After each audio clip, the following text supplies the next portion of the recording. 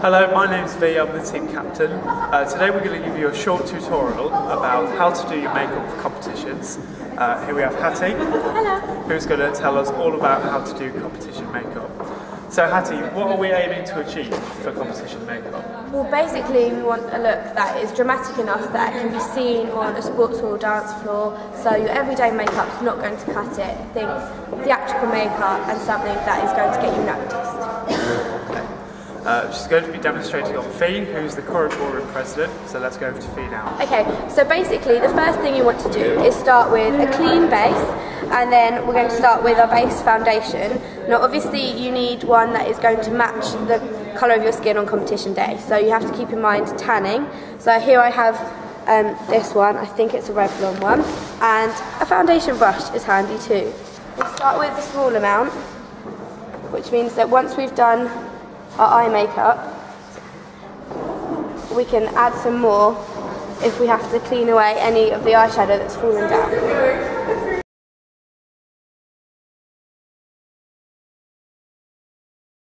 One thing that's important is to make sure that you bring the foundation from the jawline down onto the neck so you don't get any harsh lines.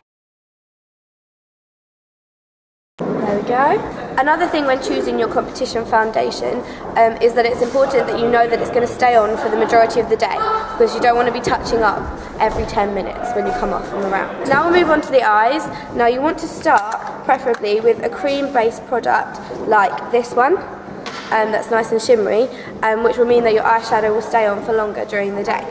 Which one are you using, Hattie? This one is from MAC, which is quite expensive, but it was a gift. But there's plenty other cheaper options that you can find in like Boots or Superdrug. Okay. So we just can use our finger to do this, and if you close your eyes, just dab it on all over the lid, which will hopefully mean that our eyeshadow will stick and stay a little bit longer for the long competition day.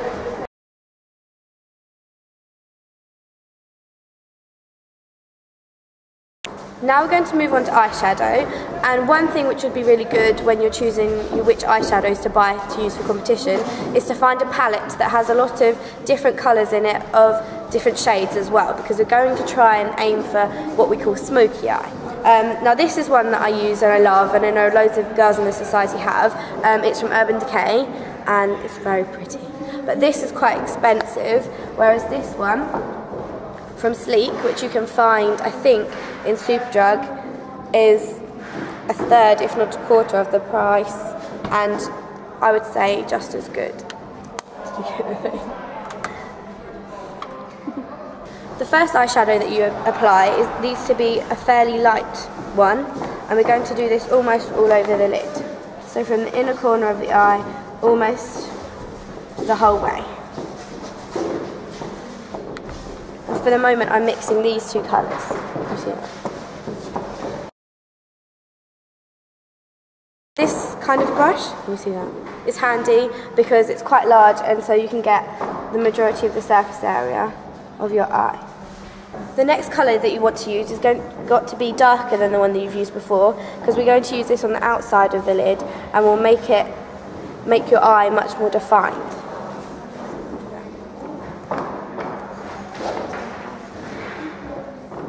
So when you say the outside, how far over do you mean? I'd say from the middle to the edge of the eyelid. And we're going to blend this, hopefully. This is the bit that takes practice, is blending the two colours together. And how do you blend the two colours together? By just reapplying and just using these strokes just to keep on smoothing over the eye. Obviously you can choose eyeshadows that are going to complement the colour of your dress, but I think that the eyeshadows I'm using on Fee today are going to be fairly neutral and they'll suit almost anyone. Now for the fun part, we're going to go even darker, because like I said at the beginning, you need to be standing out on the dance floor and those judges will see your pretty eyes. What is it about a ballroom dance floor which means that your makeup has to make you stand out? Well, there's two things really. If you're doing a smaller friendly comp, you'll be in a sports hall which has really harsh lighting, and so that drowns you out and makes you look very pale and will and not make you stand out. Whereas if you're doing a more competitive competition, such as IFTA, which we're going to soon, then the floor is much bigger, and so there are people much further away from you who want to see your face just as much. So for this darker colour, I'm using a different brush to before.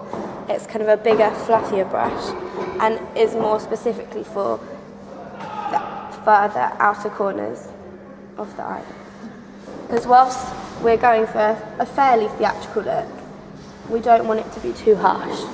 And I try and avoid drag queen, but it doesn't always work. And now for an even darker colour, I'm going to use this black, and with a smaller brush so I get more precision, I'm going to do this in what's known as the crease of the eye for even more definition.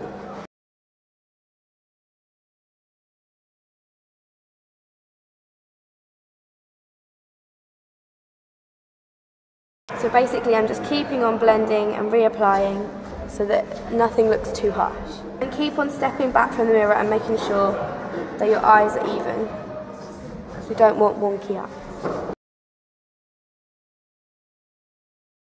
We're almost finished the eyes. I'm going to now put some eyeliner on the top line of these eyes, and this one is from Bourjois, and it's actually a felt tip, so it's really, really easy to apply, but there's tons of different ones you can use, like pencils or little like liquid pens. Now you can go as dramatic as you would like with this.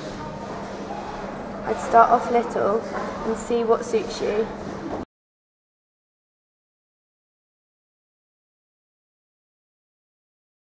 Obviously the majority of dancers do wear eyelashes. That can be a whole video in itself because a lot of people find it really hard to apply eyelashes. I think we're going to link some YouTube videos down below where there'll be loads of tutorials on how to apply eyelashes, but for now I'm just going to put some mascara on feet. I just want to look up and just link down.